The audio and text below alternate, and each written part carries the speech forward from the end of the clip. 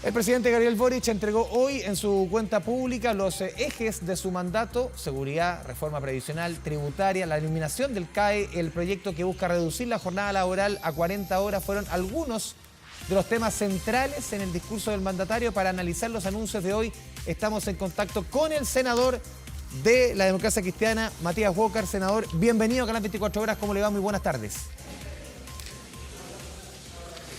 Bien, muy buenas tardes, Andrés. Acá estamos en el Senado, acabamos de aprobar nuestro proyecto de ley de delitos económicos contra los delitos de cuello y corbata. 40-0 se aprobó en general, ahora vuelve a la comisión, así que estamos muy contentos porque seguimos sacando adelante la agenda legislativa que primero aprobamos en la Cámara de Diputados, ahora en el Senado, y que hemos despachado de la Comisión de Constitución. Senador, quiero preguntar, estaba leyendo aquí unas declaraciones que están contenidas en el diario La Segunda. Usted dice: estoy muy contento de no ser parte del gobierno, no compartimos el ánimo refundacional de Apruebo Dignidad. ¿Esto lo dijo después de la cuenta pública del presidente? Lo dije antes, y lo dije antes porque siempre lo he dicho. ¿Y sostiene lo mismo después de la cuenta pública, perdón, senador? Entre el discurso, lo que pasa es que el problema es que Apruebo Dignidad, Andrés, aplaude el discurso del presidente Boric, pero no lo escucha. Ya. Cuando el presidente Boric dice muy bien que Chile no puede partir de cero, que hay que construir acuerdos, su coalición, que es Apruebo Dignidad, ha hecho todo lo contrario en la Convención Constitucional. Quiere descabezar instituciones como el Congreso Nacional, como el Poder Judicial, quiere descabezar a los ministros, jueces, fiscales regionales que tienen a su cargo la persecución de los delitos. No es un clima de unidad, de acuerdos, no están construyendo una constitución que sea la casa común para todos los chilenos, y por eso lo dije. Sí, y respecto a hoy día a las palabras del presidente Boric, a su discurso, 2 horas y cuarto, fueron 32 carillas de discurso. ¿Cuál es su reflexión después de anuncios, de reflexiones, de proyecciones del presidente? ¿Cómo lo vio usted? Yo creo que fue un buen discurso, sobre todo por el tono, porque el presidente lo dijo más de una vez: Chile no parte desde cero. Él, al contrario de lo que ha hecho Apruebo Dignidad, su coalición en la convención, y lo que muchas veces proponen los parlamentarios de Apruebo Dignidad, él se alejó de la tesis refundacional, hizo un llamado a los acuerdos, valoró lo que se ha hecho en los gobiernos anteriores en materia de reducción de la pobreza, de modernización. Incluso hubo un justo reconocimiento, a mi juicio, a la autoridad de salud del gobierno anterior, que les tocó enfrentar la pandemia en circunstancias muy difíciles, además iniciando y liderando una campaña de vacunación que ha sido muy exitosa y de lo cual todo nuestro país se tiene que sentir muy orgulloso. Sí, senador, recojo de sus palabras que usted siente o ve al presidente en otra sintonía que su coalición de gobierno. Absolutamente. O sea, hoy día escuchamos a un estadista, a un presidente que habla de acuerdos, que dice que hay que reformar Carabineros y no refundar Carabineros como proponía su coalición, que entiende que esa reforma para reformar Carabineros se va a hacer con Carabineros y no contra Carabineros, que habla, yo creo, de los ejes que la gente está esperando en materia de seguridad ciudadana, con anuncios concretos.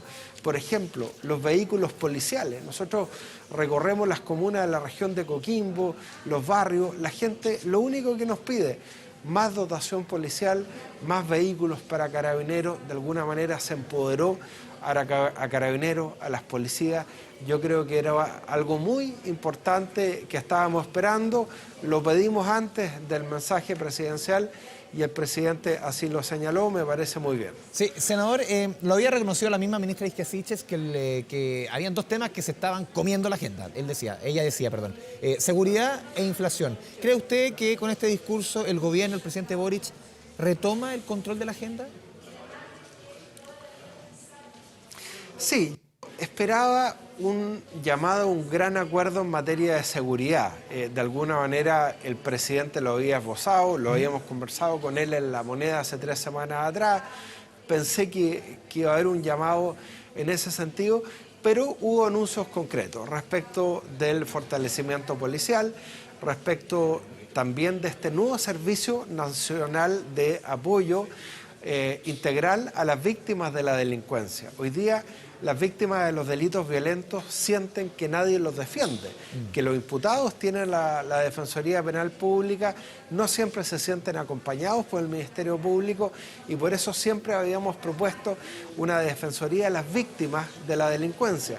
Este Servicio Nacional me parece interesante como anuncio, espero que contenga una Defensoría concreta respecto a las víctimas de la delincuencia, sobre todo respecto a los niños, niñas, adolescentes. Por eso estamos impulsando también la ley Tamara, así lo conversamos con la defensora de la niñez el día de hoy, y yo creo que el foco puesto en seguridad ciudadana, como también hacerse cargo del alza en el costo de la vida, respecto de los combustibles, respecto de los servicios básicos, creemos que va en la dirección correcta. Sí, senador, se lo preguntamos recién a la diputada Cariola del Partido Comunista que no hubo ninguna referencia en todo el discurso del presidente Pedro Cuarto al proyecto de indulto de detenidos del estallido. Usted fue muy crítico.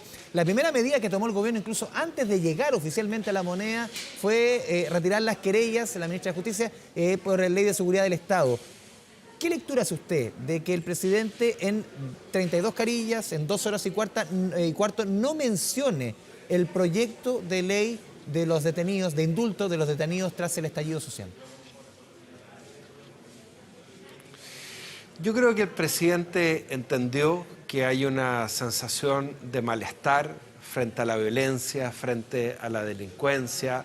La gente está chata de la violencia, de la delincuencia, de los portonazos, y no quiere apoyar nada que signifique generar una sensación de impunidad en la población. Ese proyecto de amnistía, el problema que tiene precisamente, y por eso yo soy crítico de la fórmula de la amnistía, es que de alguna manera elimina el reproche penal hacia la violencia. Distinto es que se pueda revisar la situación de prisiones preventivas que se mantienen en el tiempo de imputados que no han recibido dentro de un plazo razonable, como 2 años, una sentencia, ya sea condenatoria o absolutoria, en un plazo prudente. Pero eso es válido para todas las situaciones de prisión preventiva en nuestro país. Por lo tanto, creo que fue muy realista el gobierno al no persistir, al menos en plantear en esta cuenta pública el proyecto de amnistía, porque además entiende que no están los votos ni en la Cámara de Diputados ni en el Senado. ¿Le faltó algo, cree usted, a esta cuenta pública del presidente, algo que echó de menos? Me hubiera gustado un apoyo claro y decidido a las plantas desaladoras, como una solución estructural de fondo al problema de la sequía que están enfrentando muchas regiones del país, como la región de Coquimbo. Han venido expertos israelitas, han ofrecido apoyo al gobierno para concretar una planificación desde el Estado para plantas desaladoras multipropósitos, para abastecer de agua a las localidades rurales, también hoy día solamente para hay una la planta pública desaladora que es la de Atacama. Y a su juicio faltan más, obviamente, y una política desde el Estado más robusta respecto a este tema. Por supuesto, en Israel, por ejemplo, el 80% del consumo de agua potable proviene de plantas desaladoras. Y además, ello sirve para las plantaciones, para las comunidades agrícolas, para los kibutz. Y existe un ofrecimiento concreto de Israel que tiene el mismo clima que nosotros para poder impulsar plantas desaladoras. Insisto, desde el Estado. Se lo planteamos al ministro de Obras Públicas. Hay ahí una vacilación del gobierno, también lo hubo en el gobierno anterior, porque recordemos que el gobierno del presidente Piñera poco y nada se avanzó en materia de plantas desaladoras. Hoy día en Barcelona, en distintos países del mundo, no solamente en Israel, están empleando las plantas desaladoras, pero si no partimos ahora, la verdad es que estas plantas se van a demorar mucho en concretarse, porque se requieren las concesiones marítimas, obviamente que cumplan con toda la legislación ambiental, falta una norma ambiental específica en materia de plantas desaladoras. Ahí me faltó un anuncio concreto por parte del presidente. Sí, senador, por último, en materia más económica de las reformas estructurales, de acuerdo al cronograma que ha anunciado el presidente y lo que se ha ido esbozando respecto a las reformas tributarias y pensiones, ¿le hacen sentido el cronograma y también los elementos que ha ido esbozando el presidente? Sí, yo creo que el ministro Marcel en Hacienda y la ministra Jara en Trabajo y Previsión Social están empeñados en una etapa de diálogo prelegislativo que me parece importante, me parece necesario. Es importante que el costo de la reforma tributaria no la pague la clase media, no la paguen los adultos mayores que le subieron el avalúo de sus propiedades. Hoy día los adultos mayores están pagando prácticamente un arriendo por vivir en su propia casa y eso tiene que corregirse. Senador Matías Walker, le agradecemos este espacio con Canal 24 Horas. Muchas gracias. Muchas gracias, Andrés.